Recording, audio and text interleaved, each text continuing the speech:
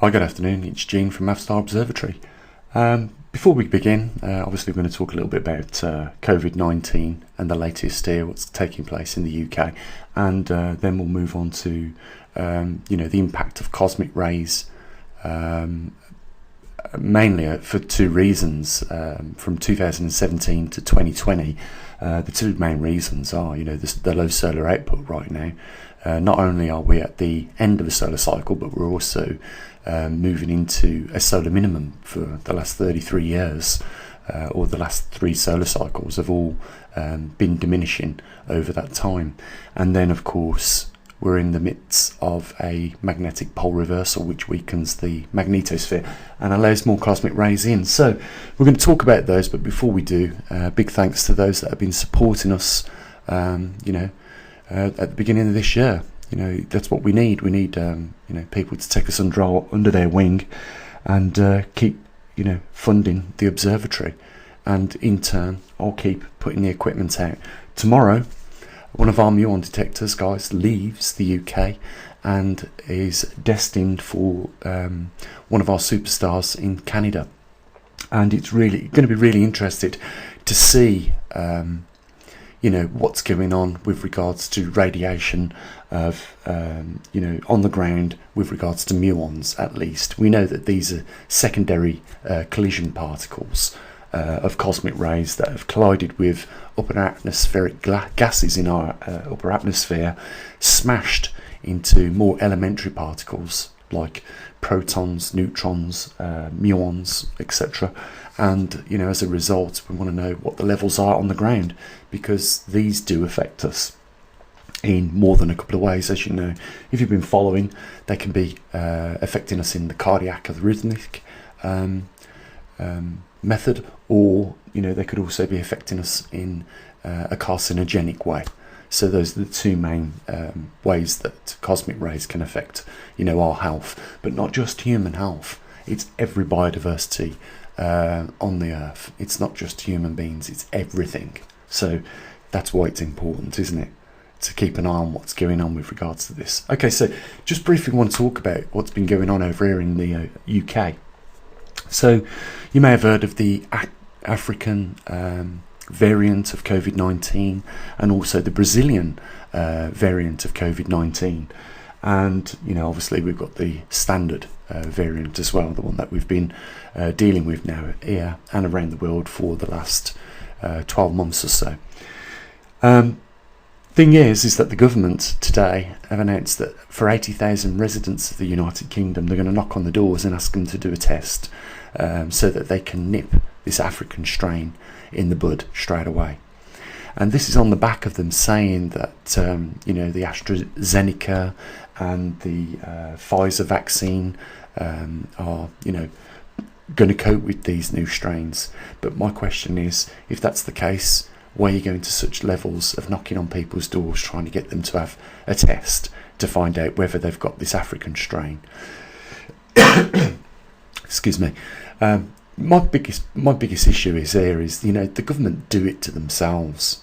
I mean, since day one, in handling the crisis in the UK, they've not done a very good job of it. They're praising themselves now that they've got a vaccine, but to me, it sounds like they're panicking with the African strain, because they're not so concerned about the ordinary strain or the Brazilian strain. They're more focused on that.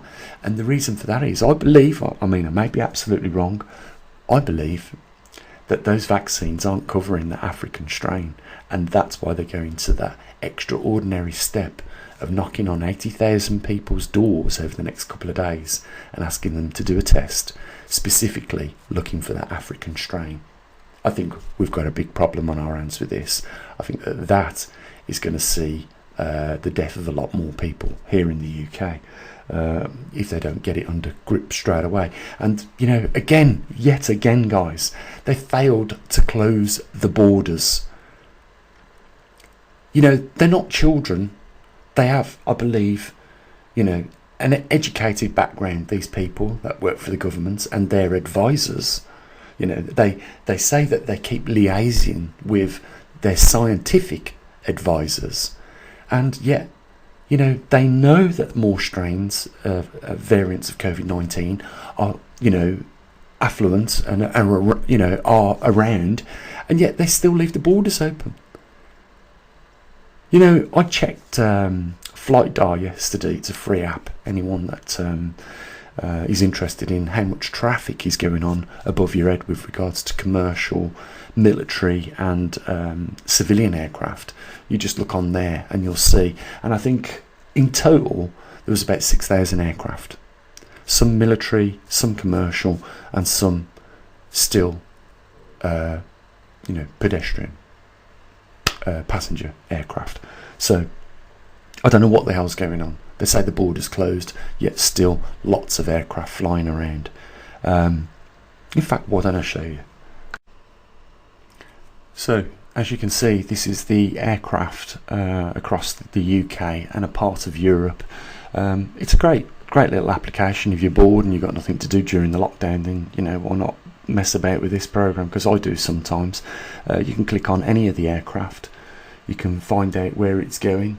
So this one's left Amsterdam, it's on its way to Toronto. It's got the scheduled times. You can see how much of the flight is left in that border there. Even shows you a photo of the aircraft in question. Now this is a passenger airplane. We've got one. Let's have a look at what's just leaving UK. Okay, so this one's going from Paris to Montreal. Where's this one going? That's a military aircraft.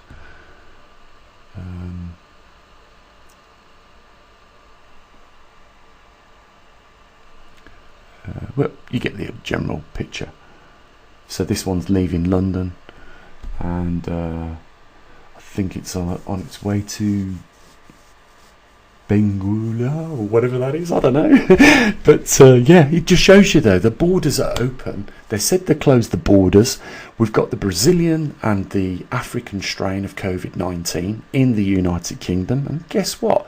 Planes are leaving, planes are coming back in. The borders aren't closed, and certainly the borders aren't closed anywhere around the world. I mean, some of these planes are given to America now. America was supposed to have shut its flight corridor down, but we've got a plane leaving Paris on its way to Washington. So, what is going on?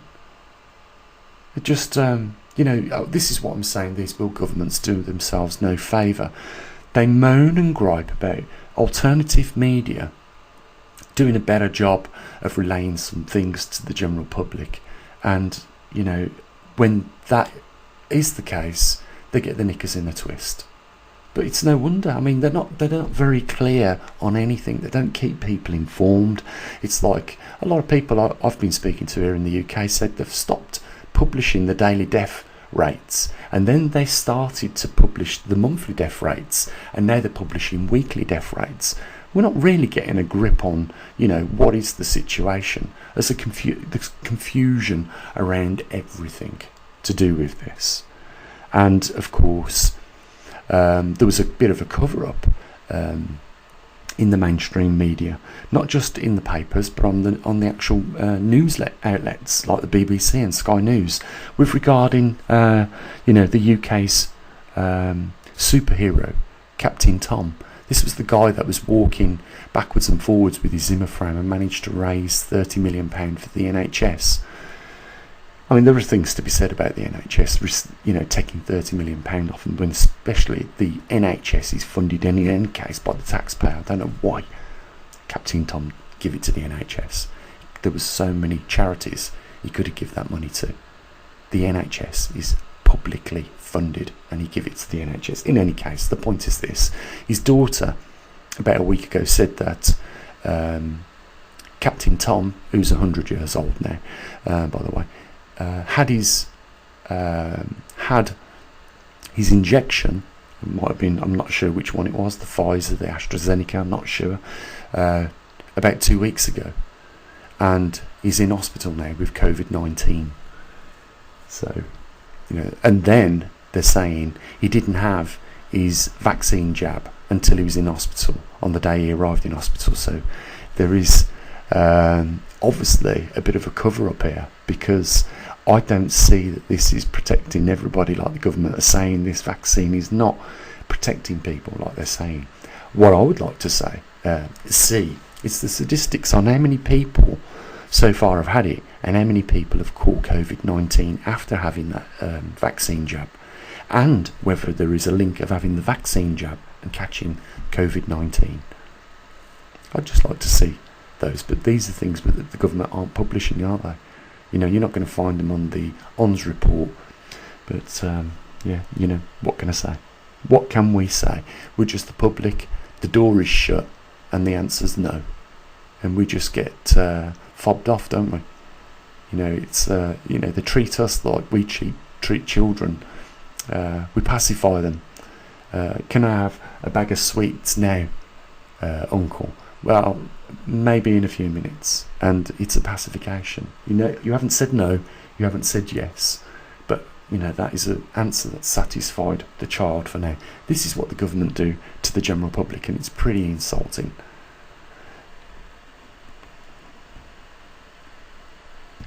So just a quick look at this chart.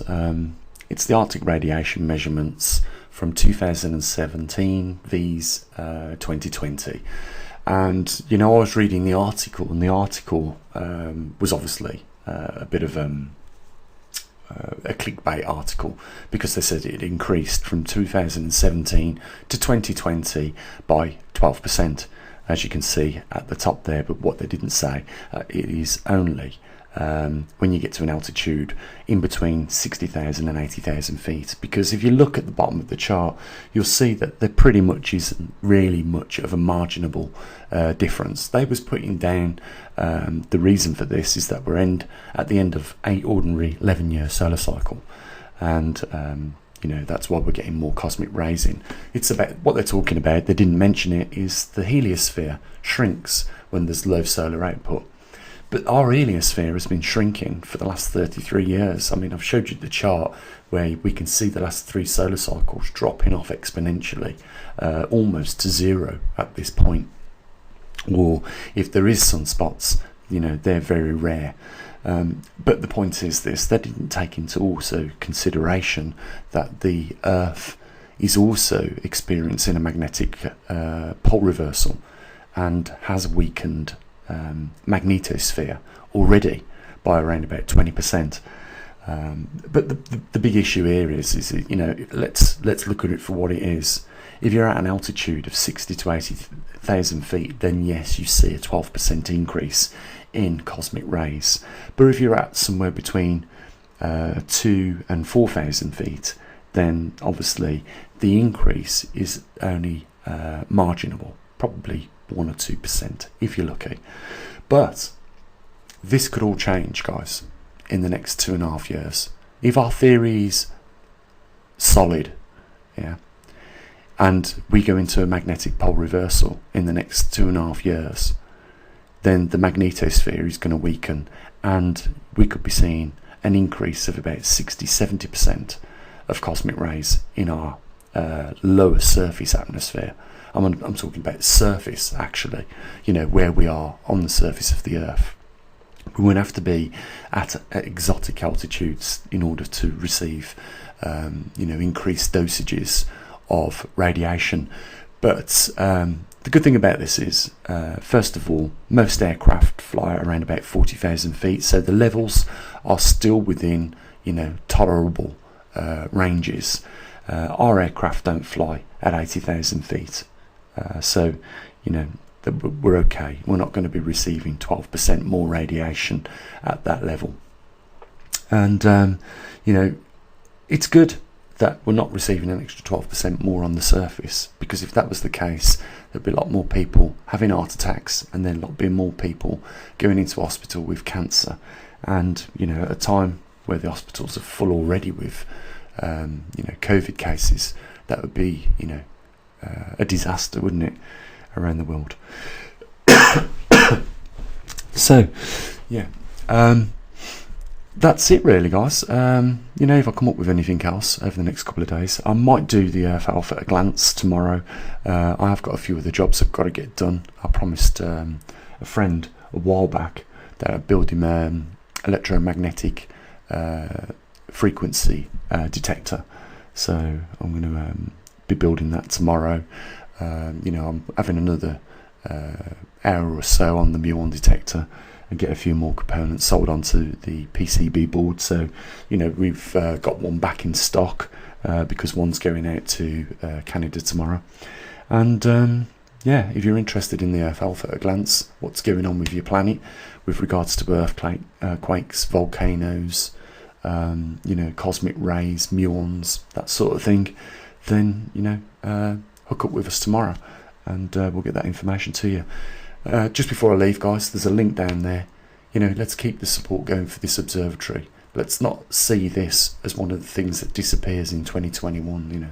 So it's going to require a bit of support from you guys. This is your observatory, it's your public observatory, so it requires a bit of public funding here and there, and the links are down there if you want to do that. Okay, enjoy the rest of your afternoon, and I'll say what I usually do: look after your loved ones, and as always, bye for now.